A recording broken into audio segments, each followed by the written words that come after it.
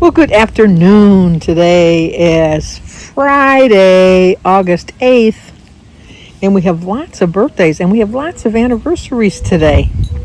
Today is Janine Klein Phillips' birthday. So, Janine, happy birthday to you. Happy birthday to you. Happy birthday, dear Janine. Happy birthday to you. Cha-cha-cha. Trying to see what that is. Something. Oh, it's on my phone. Anyway, Kimberly Brown. Happy birthday to you. Happy birthday to you. Happy birthday, dear Kimberly. Happy birthday to you. Cha-cha-cha. I don't know why that's on there. Let's see if I can get rid of that. Ugh. Just making it worse. I'm going to turn this off, turn it back on. I had a great big, sun, for the brightness or something on it. I think it thought I wanted to make it brighter. Maybe I could have. I don't know. Oh. Anyway, continuing on. Today is Susan Edenfield's birthday. So, Susan, happy birthday to you. Happy birthday to you. Happy birthday, dear Susan. Happy birthday to you. Cha-cha-cha. Tanya, happy birthday to you. Happy birthday to you. Happy birthday, dear Tanya. Happy birthday to you. Cha-cha-cha. And Chris, and she's Tracy over at Trials of a Long-Haired Girl, rather. See, I'm making her young. Oh, I got to get this. I'll be right back, Chris. Hang on there. Well, I'm back. That was Mary. She wanted to talk to me before she went on her nap. We talk every day, but I never know what time she's going to take her nap. So, anyway. But Chris over at Tracy over at Trials of a Long-Haired Girl. Boy, that's a mouthful, Tracy. Today is Chris's birthday. Happy birthday to you. Happy birthday to you. Happy birthday, dear Chris. Happy birthday to you. Cha-cha-cha. Well, I hope all 1, 2, 3, 4, 5 of you have a great, great birthday. Tracy started the No Tag Tuesdays back during the COVID in 2020, March of 2020. And we were doing them for so long, and I really enjoyed doing them, but everybody kind of got tired of doing them. But I kind of like to start them up again. Did you guys like them? I know I like doing them, but I know it was hard. People, especially in the summer, it's hard. So maybe I'll see if I can get them to start back up in September when people's lives are a little bit back to normal, because everybody's busy in the summer. Okay, Sandy, stop rattling on. But we have anniversaries today, because today is Kathy and Joe Coburn, Cobern. I think, let me know if I'm wrong, but I think it's your 10th anniversary. I'm thinking it's your 10th, but let me know.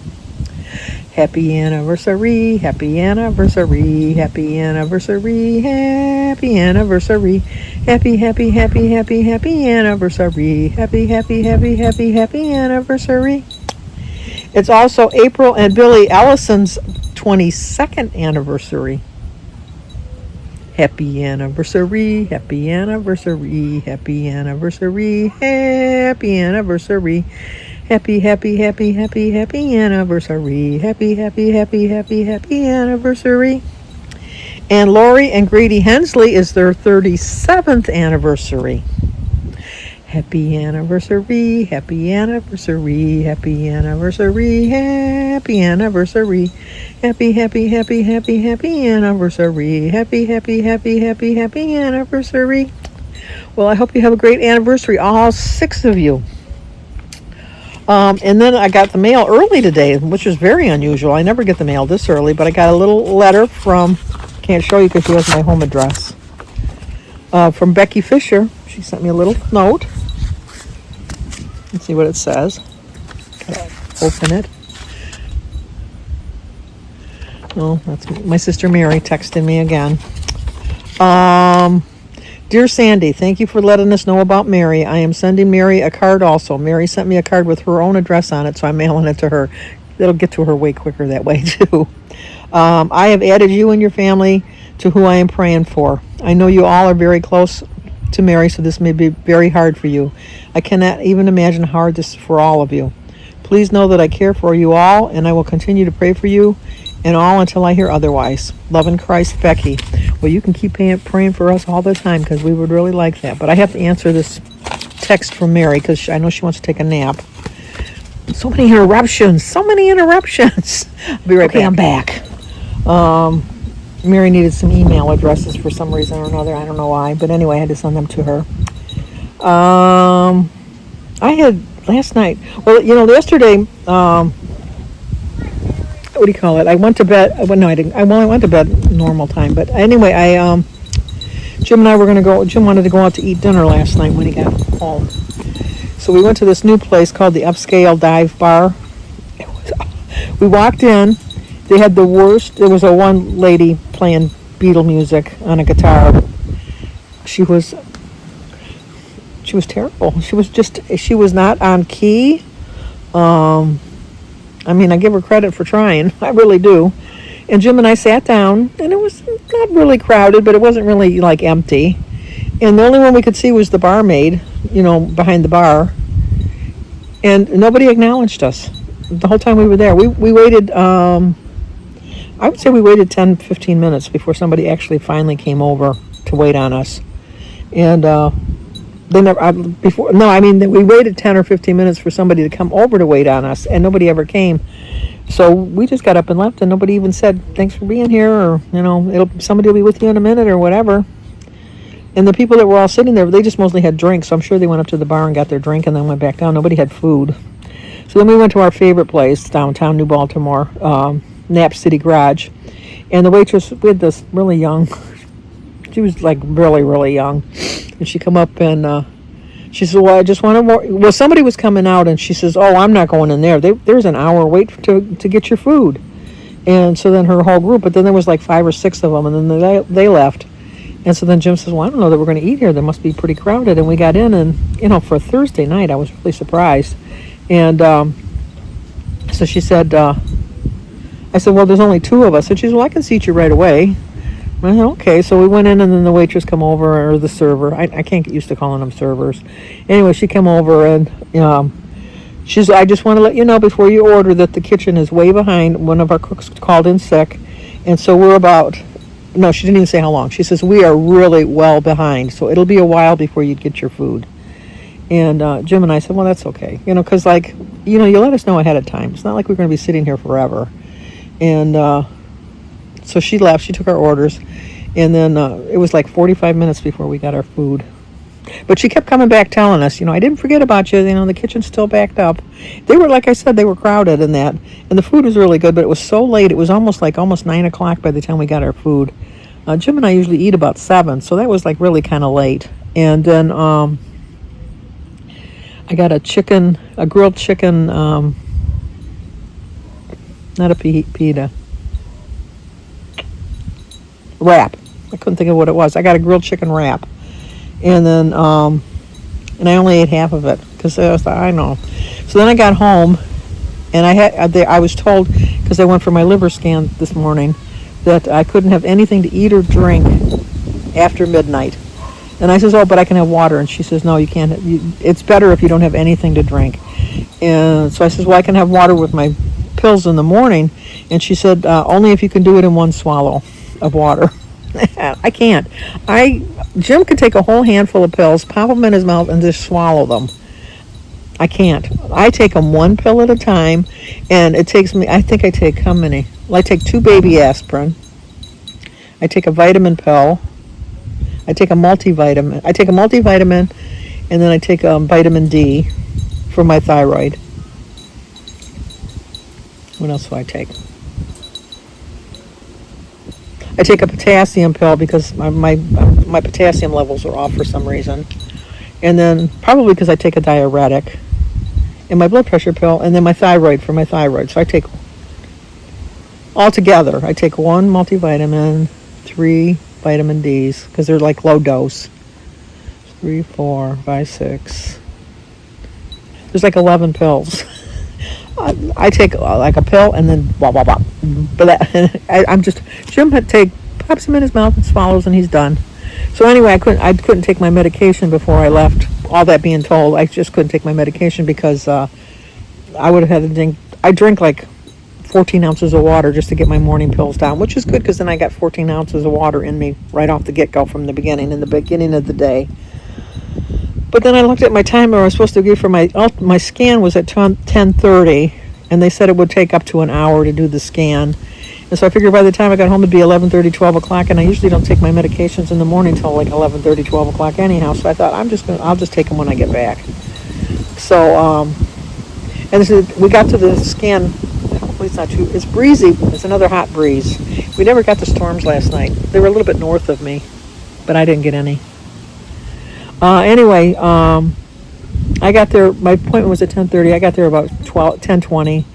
They took me in pretty quickly, and my test was only maybe 20, 25 minutes. And she's just the technician. They can't tell you the results, but she didn't seem to be that concerned, because I said, should I be overly concerned? And she said, no. She said, but your doctor will get the results Monday or Tuesday. And I said, oh, okay. I know I'll probably be able to see them on my chart tonight or tomorrow.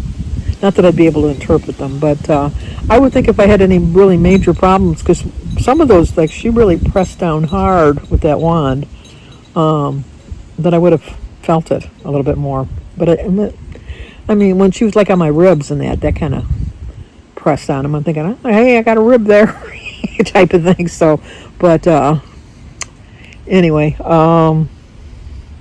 what else is going on? Oh, so I did the test, and then we went to Nino's, and Jim got some of his lunch, got some lunch meat, and we got some bread, and a couple little. He likes their potato salad, so I got some potato salad and that, and then I got some chicken salad because I'm gonna have a chicken salad sandwich tomorrow, and then so I got home. And I thought I'd sit out here. I'm still reading the same book, I know, but I'll finish it today. I just started it late yesterday.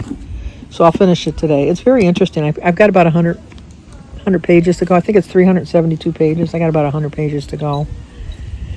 And then I was going to tell you something about my liver scan. What was I going to tell you about that? I don't know. Anyway, what else was I going to tell you? Oh, yesterday my brother Michael was, because he still comes and takes a shower because he can't get to his Mike has I told you this before, but his tub is on the second floor of his condo, and it's a deep tub with the jets, so it's like a jacuzzi tub, so he can't still swing his leg over, so he's still taking a shower. And then we were going to pick up Cindy from getting her car fixed, and I know who my brother is, and if I would have called him and say, I left the front door unlocked for you, just come on in or whatever, and he wouldn't have done that. He would have just continued on going home, because he called me about 5 o'clock. He says, oh, without, traffic isn't so bad. I should be there by 6:30 because he babysits for his grandsons. Where do they live? I think they live in Howell, which is about an hour from here. But then with traffic coming home, he thought it'd be like an hour and a half. But we had to leave at 6:30. So I just left the front door unlocked because I knew he'd be at the house in a couple minutes. We have really good, like, a neighborhood watch with our neighbors. We don't have to worry about anything. And sure enough, about 22, I got my Ring doorbell alarm that somebody was coming in my front door. And so I saw that it was Mike. And so then I called him and I said, just take your shower or whatever, but I had to leave a message. So after he got out, when he was leaving to go home, he called me and he says, oh, I saw your message after I took the shower and that. He said, well, thank you for leaving the door open for me. And I said, oh, that's okay. He says, are you home now? And I said, no, I'm not home. We went out to eat. He says, oh, okay. Well, I didn't know that he had put a gift card for Texas Roadhouse for me on my chair in the living room. But when I got home, I just went in the back room to watch my big brother. I was so happy who went home. I won't tell you because I don't want to be accused of spoiling anything. And so I was happy that the person went home. I didn't really particularly like this particular person, so I was happy about that.